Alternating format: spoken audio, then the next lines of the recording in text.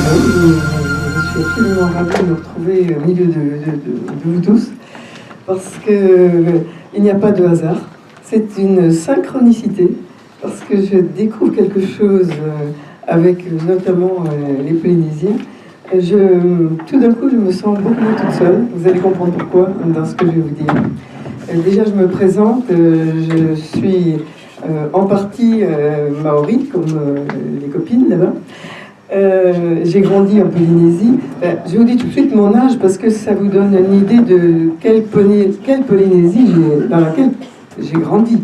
J'aurai 76 ans en janvier. Et je fais tous les ans 3 semaines de surf au nord de Lacanau. J'ai même enseigné le surf à mes petits-enfants, qui sont nombreux. Je suis moi-même mère de 5 enfants, c'est-à-dire que j'ai accouché de 5 enfants, mais j'ai en plus 3 enfants adoptifs, dont un enfant du Bénin, un enfant du Vietnam, puis une petite française. J'ai élevé tout ce monde-là qui a fait des études. Et donc, voilà, en gros, j'ai fait beaucoup de navigation autour du monde. J'ai été skipper pendant 15 ans. Alors, puisqu'on parlait de sous tout à l'heure, j'ai été propriétaire moi-même de 4 voiliers de 9 mètres jusqu'à 17 mètres. Puis j'ai mené aussi les bateaux d'autres personnes, mais avec jamais aucune aide financière, ni de mes parents, les pauvres, ils n'auraient jamais pu. Je suis libre financièrement depuis l'âge de 14 ans, hein, parce que j'ai eu une bourse d'études, ensuite j'ai travaillé tout le temps.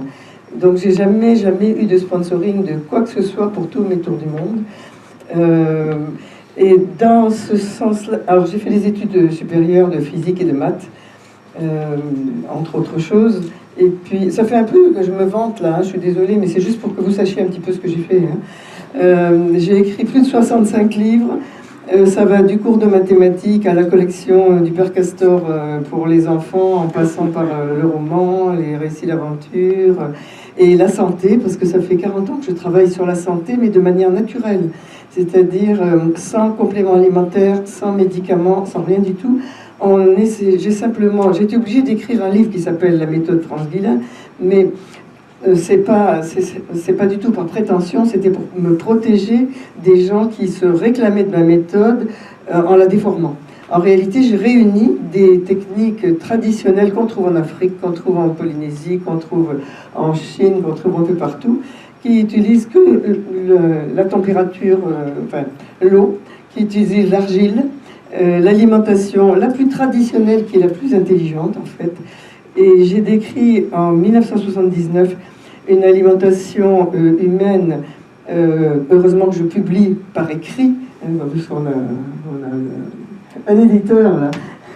J'ai vendu plus de 2 millions de livres hein, depuis que j'existe. Donc voilà, ça vous donne une idée. C'est sympa pour un éditeur, hein, des gens qui vendent comme ça, voilà. On est très copains. Donc en 1979, j'ai publié une alimentation sur la demande d'une revue.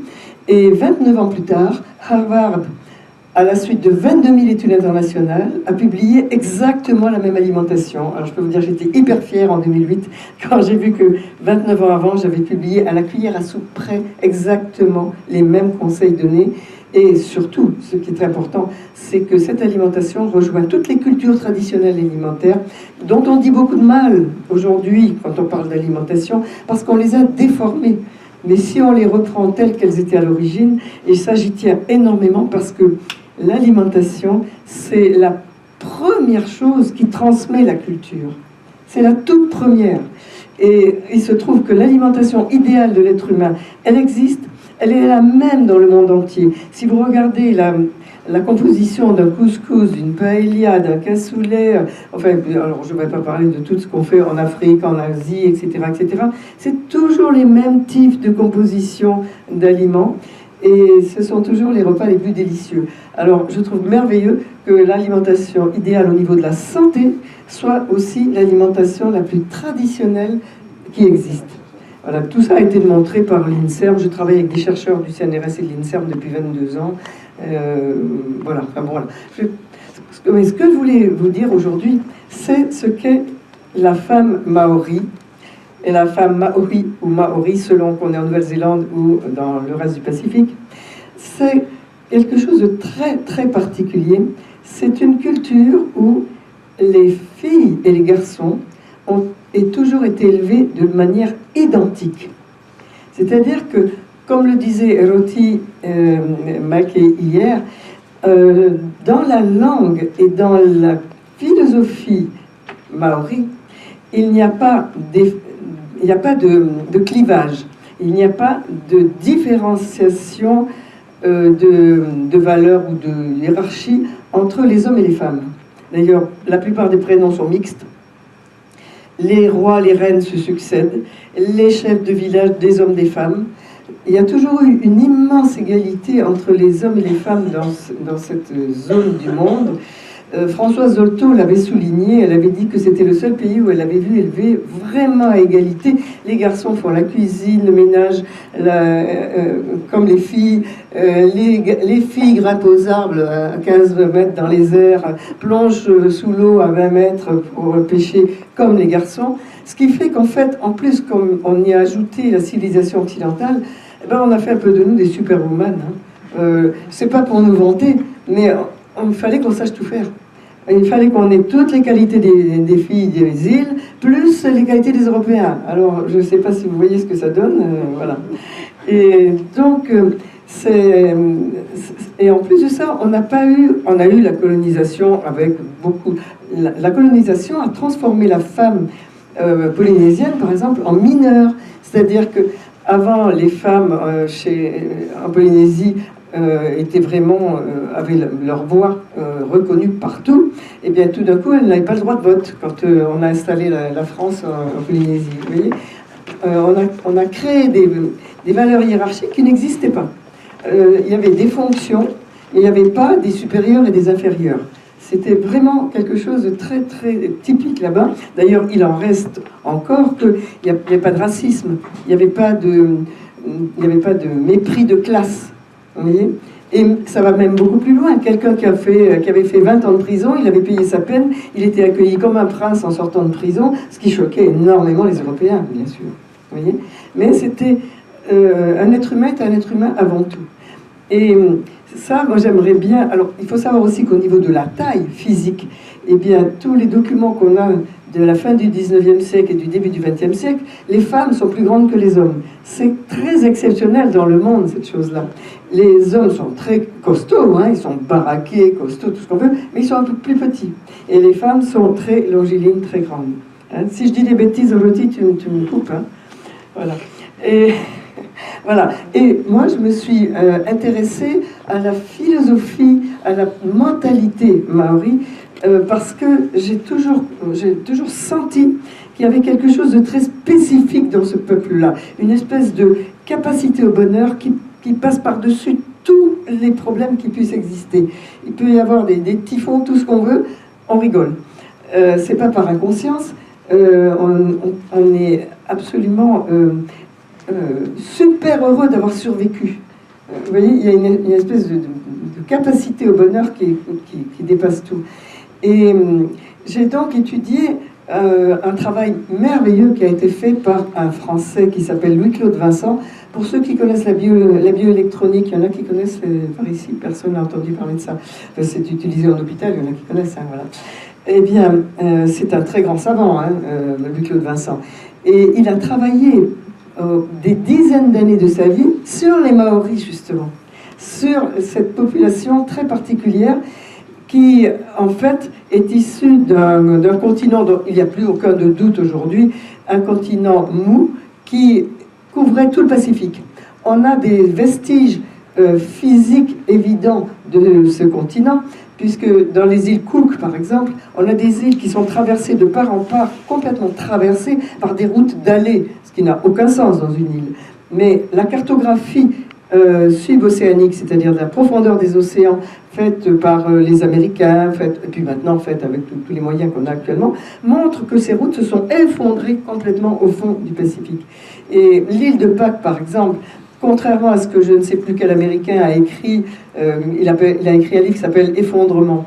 C'est une catastrophe où il pensait que les gens, qui sont aussi des Maoris, à l'île de Pâques, par prétention, avait fait plein de statues pour se glorifier. Pas du tout, c'était un fournisseur de statues dont on a retrouvé certaines de ces statues, exactement, les Moai, on en a retrouvé en Égypte, mais sous 30 mètres de profondeur de sable, dans des temples où elles ont été livrées. C'était des gens qui fabriquaient des sculptures sur commande. Et le peuple maori qui vivait sur ce continent mou avait une vision de la société absolument extraordinaire, parce qu'il n'y avait pas d'argent, mais il y avait une organisation, on peut dire mondiale, avec livraison des aliments. Quand une région produisait beaucoup, on allait livrer gratuitement à l'autre bout du monde, et vice-versa. Il y avait des échanges. On parle aujourd'hui de mondialisation, mais la nôtre, elle n'est même pas moyenâgeuse, elle est barbare, notre mondialisation. Elle est vraiment au détriment de tous les petits. Elle est terrifiante, notre mondialisation actuelle. Alors que la mondialisation de l'époque de Mu, qui est relatée dans énormément d'écrits en Inde, qui est relatée dans toutes les traditions, toutes les légendes qu'on trouve un petit peu partout dans le monde et qui se recoupent complètement. Il ne faut pas imaginer que la Grèce a tout inventé. Il y a dans diverses parties du monde, que vous alliez en Inde, en Asie, que vous alliez, et dans le Pacifique, etc., eh bien vous avez énormément de contes et de légendes qui, en fait, vous redonnent des bribes d'histoire. Mais énormément de cette histoire a été gravée dans des tablettes dans divers pays. Vous voyez,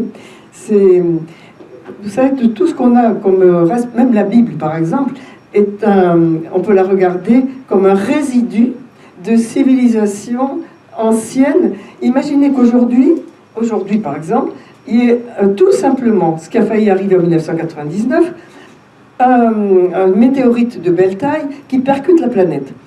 Comme j'ai fait beaucoup d'études scientifiques, je m'intéresse bien sûr à l'astronomie et à l'astrophysique. J'ai donc demandé à Meudon, à l'observatoire de Meudon, qu'est-ce qui se serait passé? Parce qu'à l'observatoire de Meudon, pendant une semaine, ils ont vu arriver un énorme météorite sur la planète, et pour eux, c'était la fin du monde. Et en réalité, à 80 000 km de la Terre, il a été dévié.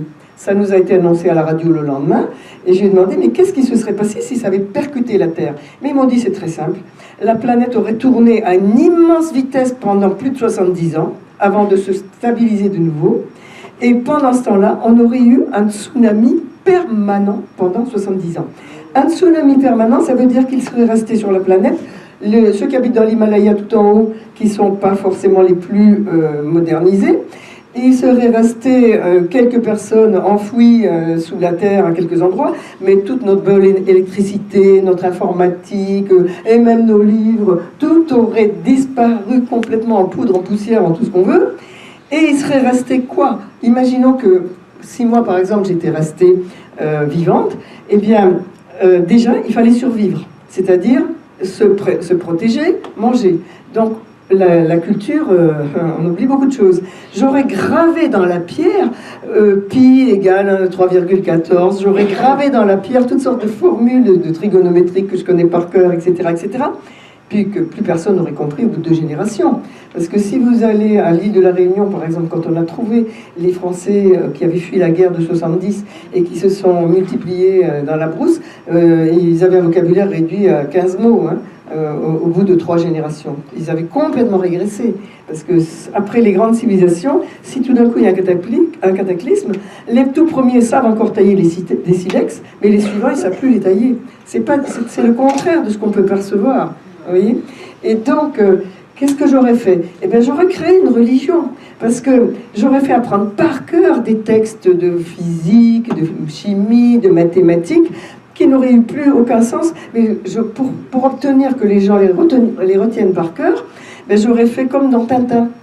Je me serais souvenu qu'il y avait une éclipse de soleil possible tel jour, à telle heure, et puis j'aurais dit, si vous n'apprenez pas par cœur tout ce que je vous dis, ben, j'enlève le soleil.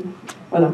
Et ce jour-là, j'aurais réussi à exiger que les gens apprennent par cœur ce que je leur disais, et ça me permettait de garder, à mes yeux, à moi, un petit bout de science qu'on avait mis tellement de milliers d'années à acquérir, en espérant ne pas rétrograder trop. Mais en réalité, ça serait devenu que des mots, des sons, des choses comme ça, vous voyez. Mais ça vous permet de comprendre énormément de choses. Quand on dit, par exemple, dans la Bible, que Dieu a pris de l'argile pour créer l'homme, eh bien, on sait depuis le travail de la NASA, on sait depuis les travaux du CNRS, de l'INSERM, que l'émergence de l'ADN s'est faite entre des couches d'argile principalement. C'est pas du tout par hasard qu'on parle d'argile pour la création de l'être humain. C'est parce que quand on cherche une planète viable dans l'espace, il faut qu'il y ait de l'argile et de l'eau. Voilà, tout simplement parce que ce sont des réalités objectives, scientifiques. Vous voyez. Alors, je ne suis pas là en train de détruire la Bible ou je ne sais quoi. Ce que je veux dire, c'est que les civilisations, ce sont des cycles sur cette planète.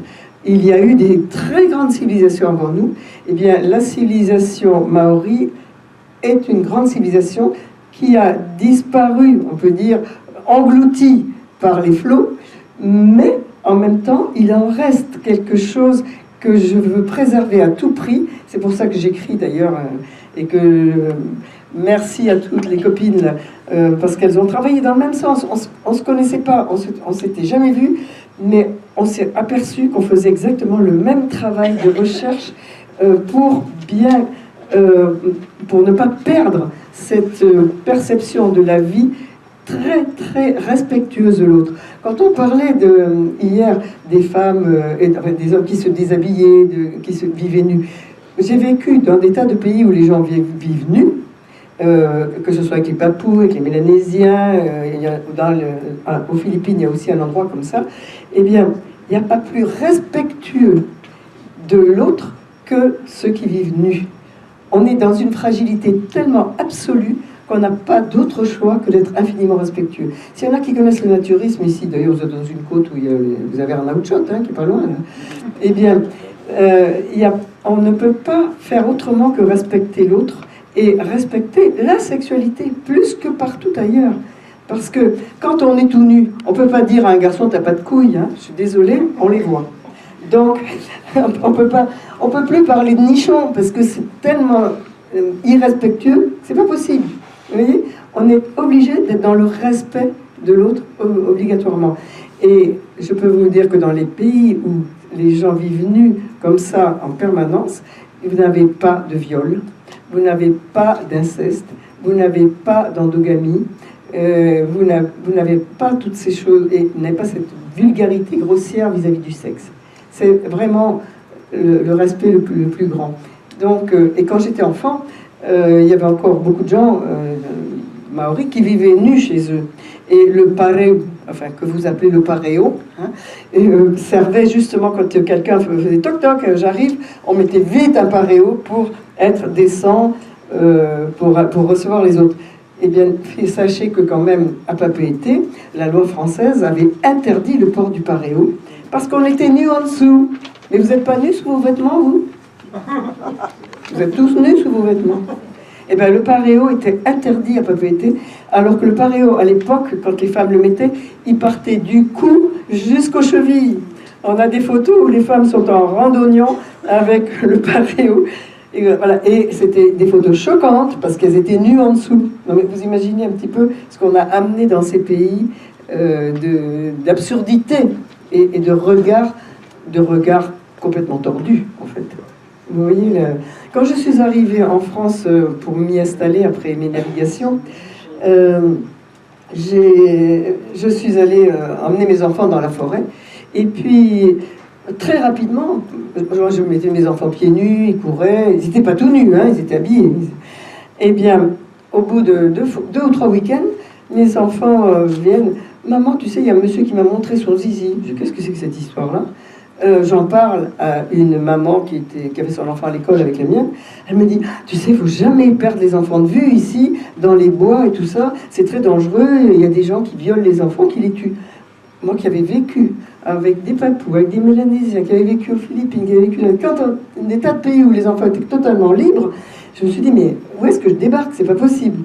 Et jamais j'aurais imaginé ça. J'ai dit, mais je ne peux pas élever mes enfants en leur disant sans arrêt, attention au monsieur. C'est pas possible, ça.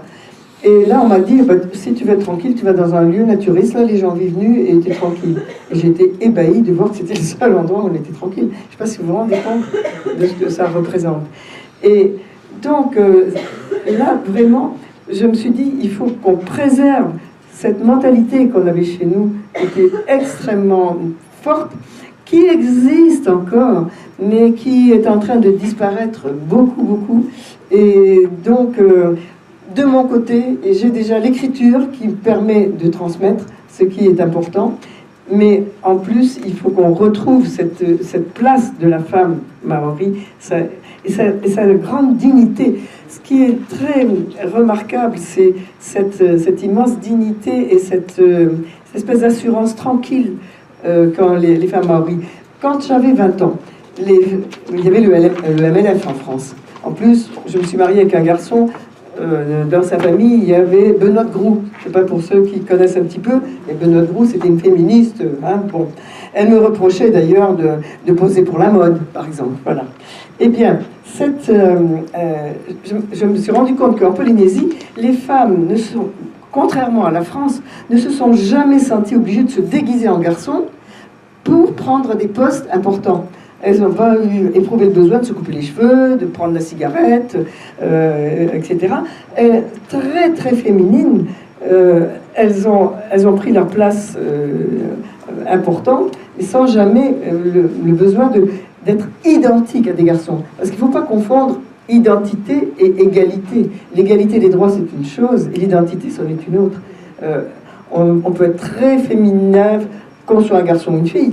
On peut être très mec, qu'on soit un garçon ou une fille, mais au moins vivre comme on sent son identité.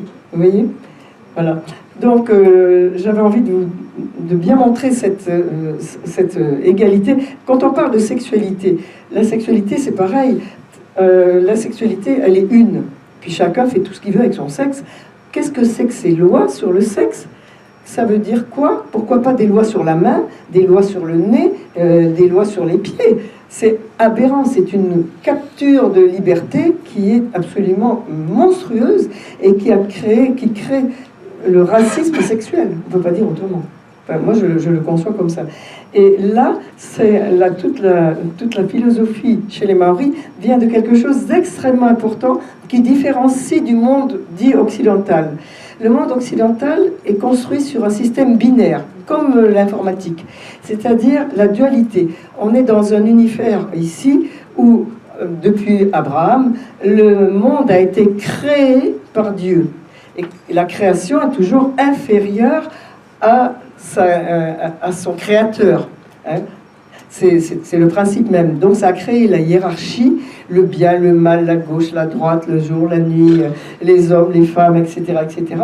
Ça a créé ça. Ça a permis d'aller sur la Lune, parce que l'informatique, etc., ça a permis beaucoup de choses. Mais c'est une conception du monde. Chez les Maoris, le monde n'a jamais été créé. Il a été engendré par un principe féminin, un principe masculin qui sont à égalité et qui engendrent. Ça veut dire que chez les Maoris, le moindre grain de sable est Dieu. Donc on peut s'asseoir par terre, c'est pas sale. On peut se rouler dans le sable, on peut... la nature, toute la création est égale à nous. Et elle mérite le même respect que chaque personne. Chaque rocher mérite le respect. Chaque arbre mérite le respect. Quand on sait maintenant que les plantes ont des neurones, je ne sais pas si vous êtes au courant, mais avec les travaux de Francis Halley, qui est le plus grand botaniste du monde, on sait que les plantes ont des neurones, et on n'a encore pas tout découvert sur la nature. Vous imaginez un petit peu jusqu'où tout ça peut aller. Hein, voilà. Donc je voulais vous dire que ce que j'ai trouvé de très très très particulier chez la civilisation maori, c'est cette immense égalité de respect entre les hommes et les femmes. Et je voudrais que vraiment on fasse tout pour bien le garder, ne pas se plier aux lois qui minimisent les femmes, qui en font des petites choses fragiles, parce que je disais hier que Gauguin a donné une idée complètement fausse des femmes. Les marquisiennes, c'était pas du tout des grosses femmes toutes molles qui buvaient de l'alcool avec Gauguin, c'était des femmes athlétiques qui avaient les mêmes capacités physiques que les hommes. Rien que pour citer deux de mes grands-tantes, deux sœurs de ma grand-mère, eh bien, il y en a une, elle vivait en Nouvelle-Calédonie à ce moment-là, parce qu'ils étaient allés là-bas pour travailler. Eh bien, elle est partie à cheval, enceinte, porter son marché. Elle a accouché et elle est repartie à cheval 30 km juste pour retourner chez elle. C'est pas des femmelettes, ça. Hein. Je sais pas si... Et mes deux grands-tantes sont mortes à 107 ans et 109 ans. Et elles étaient hyper dynamiques jusqu'à la fin. Les deux ont fait le grand ménage, comme moi, juste avant d'accoucher, vous savez, on fait le grand ménage. Et bien elles ont fait le grand ménage avant de mourir. Elles ont fait le grand ménage, elles se sont couchées, elles sont mortes. Voilà. Et ma mère est décédée il y a une semaine à 102 ans, dans le même état. Voilà. Donc, pour vous dire, ce ne sont pas des femmes qui se sentent supérieures aux hommes, elles sont simplement les égales de leurs hommes. Voilà.